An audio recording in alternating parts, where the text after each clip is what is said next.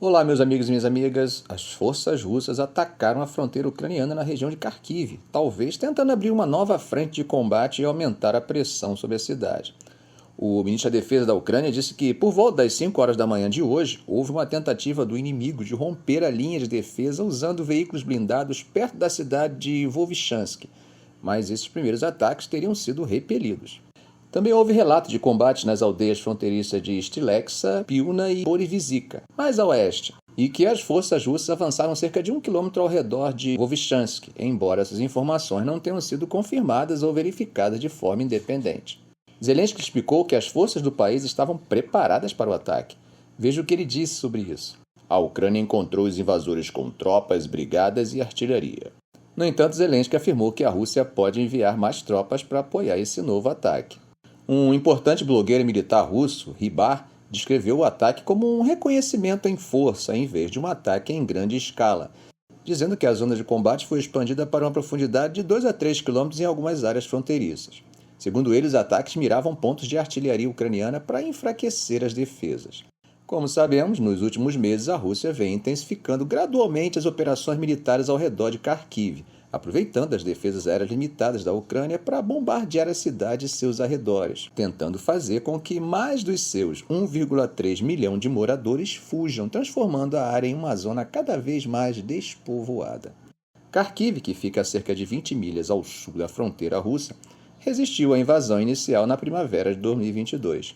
Uma rápida contraofensiva ucraniana em setembro daquele mesmo ano conseguiu empurrar as forças de Moscou para além do alcance do fogo de artilharia, e isso acabou encorajando muitos civis a retornarem.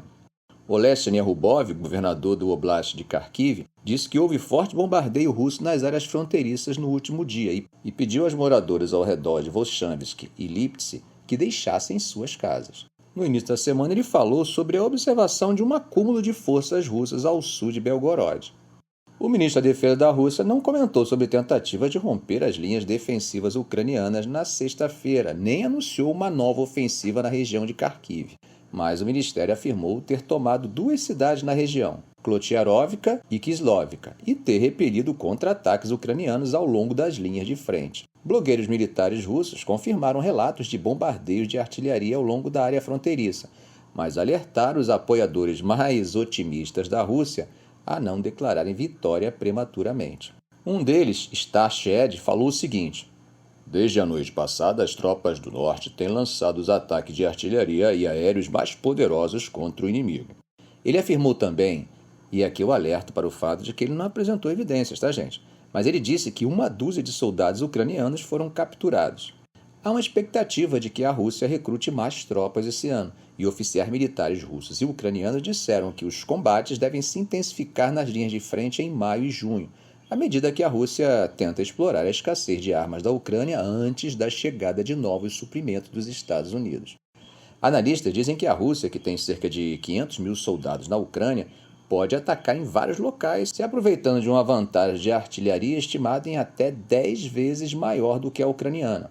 Isso além das defesas aéreas ucranianas enfraquecidas. Os ataques na região de Kharkiv podem ser apenas um esforço para forçar a Ucrânia a mover reservas para a região. Por enquanto, a principal ofensiva russa parece continuar concentrada na região de Donbás, no sudeste da Ucrânia, onde as forças russas tentam tomar a cidade de Chasiv-Yar.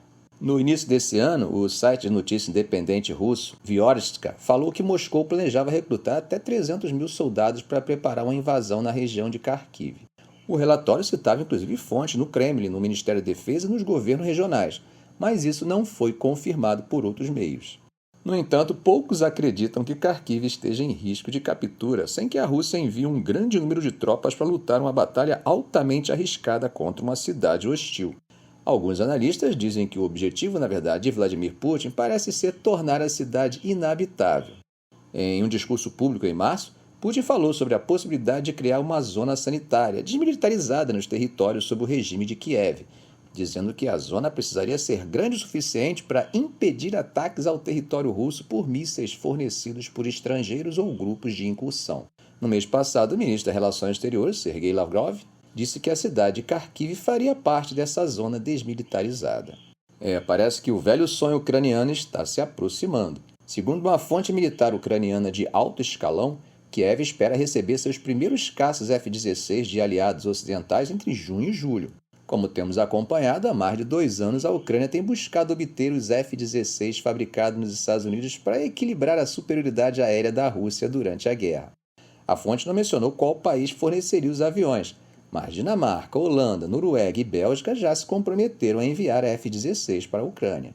Ilia Ivelas, porta-voz da Força Aérea Ucraniana, comentou nessa semana que alguns pilotos ucranianos estão terminando o treinamento para pilotar esses aviões de guerra. Tanto pilotos quanto a equipe de apoio em terra vêm sendo treinados por parceiros ocidentais da Ucrânia há meses.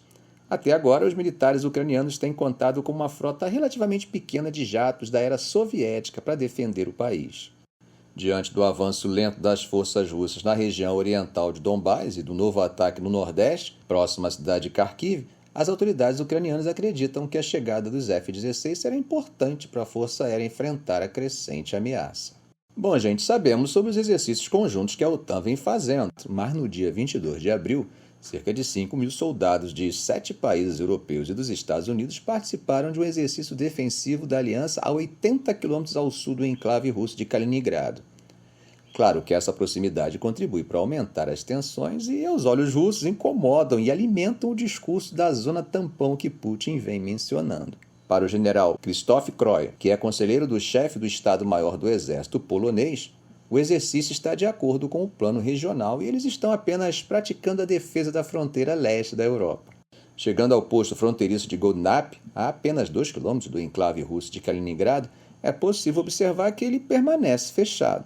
A presença das forças da OTAN tranquiliza os habitantes da área, mas eles querem estar preparados para qualquer eventualidade. Piotr Bartosuk, diretor de uma escola técnica em Goldnap, mostrou um estande virtual de tiro instalado no porão da escola. O treinamento militar, financiado pelo Ministério da Defesa, foi incorporado ao currículo desse ano. Imaginem, gente, instrução militar no currículo escolar. O que você acha disso? Estamos preparando nossa sociedade para se defender em caso de ataque. A Lei de Defesa Civil em processamento na colônia exige que eduquemos as pessoas e construamos abrigos e sistemas de alerta. Se parece ficção científica ou não, é melhor estar preparado.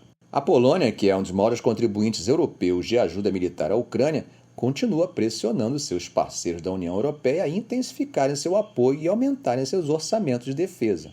Veja o que disse Cezary Tomysyk, vice-ministro da Defesa polonês. Nunca tivemos uma sensação tão grande de ameaça imediata. Se não pararmos essa guerra brutal nas fronteiras da Polônia, Lituânia, Letônia e Estônia, logo poderemos enfrentar um perigo muito maior. E é uma ameaça para cada país europeu. Hoje, cerca de 80% das aquisições de armas vêm de fora da Europa, com 60% vindo dos Estados Unidos. Em março, a Comissão Europeia propôs uma nova estratégia para impulsionar a indústria de defesa do bloco. Para Lukáš Maslanka, especialista em defesa do Centro de Estudos do Leste de Varsóvia, as ambições da União Europeia são modestas e demoram demais para se materializar. Segundo Maslanka, França, Itália e Alemanha falam muito sobre defesa europeia, mas essas falas não se traduzem em ações. Veja o que ele disse. Por enquanto não parece provável que Putin comece outra guerra com um país da OTAN. Mas quem sabe o que será daqui a 2 anos? Não sabemos quem será o presidente dos Estados Unidos ou se não haverá um governo populista num país importante da Europa que atrapalhe os esforços para conter a agressão de Putin. Isso pode criar condições muito confortáveis para ele perseguir sua agressão no continente. Bom, os cidadãos poloneses estão se preparando para a guerra, um sentimento que muitos compartilham no país. Cada vez mais pessoas estão se alistando nas forças de defesa territorial da Polônia. O cabo Przemysław Zuski, porta-voz da Brigada de Varsóvia da Defesa Territorial, falou sobre suas preocupações. Estamos conscientes da ameaça do grande urso do leste voltando para nós. É por isso que a sociedade começou a se preparar para o pior cenário. Não queremos que a Rússia conquiste a Europa novamente. Seremos os primeiros a defendê-la. Bom, gente, vamos dar um pulinho na Ásia. Bom, o Conselheiro de Segurança Nacional das Filipinas pediu na sexta-feira que diplomatas chineses fossem expulsos por conta de um vazamento de uma conversa telefônica com um almirante filipino. Eduardo Ano, o conselheiro, disse que a embaixada da China em Manila estava conduzindo atos repetidos de disseminação de desinformação, informação falsa e má informação, com a intenção de criar divisão e discórdia. E ele disse: essas ações não podem passar sem sanções ou punições sérias. O Ministério das Relações Exteriores da China reagiu dizendo que os comentários eram provocativos. Jin Liang, o porta-voz, pediu que as Filipinas respeitassem o trabalho dos diplomatas chineses. A China pede solenemente que o lado filipino proteja os diplomatas chineses no exercício de suas funções e evite provocá-los. Apesar do apelo, as Filipinas têm intensificado as atividades na área disputada, impulsionadas pelo apoio dos Estados Unidos e outros aliados. Essa intensificação tem resultado em uma série de confrontos tensos entre a guarda costeira chinesa e os navios filipinos. Mas a China acaba aparecendo em outro assunto bem tenso. Dessa vez, frente a frente com seu principal rival no mundo, os Estados Unidos.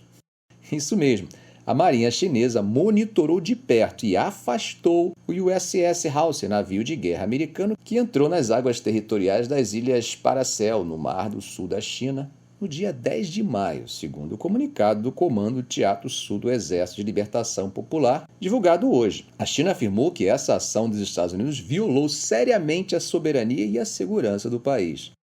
As autoridades militares chinesas disseram que a atitude da Marinha dos Estados Unidos é mais uma prova de seu desejo de hegemonia e militarização do Mar do Sul da China. E também falaram que as tropas chinesas permaneceriam em alerta máximo para defender a segurança nacional. Em um comunicado, a Marinha dos Estados Unidos afirmou que o destroyer apenas exerceu seus direitos e liberdade de navegação nas águas próximas das Ilhas Paracel, segundo eles, de acordo com o direito internacional. O USS Hauser deixou a região após a operação e continuou navegando no Mar do Sul da China.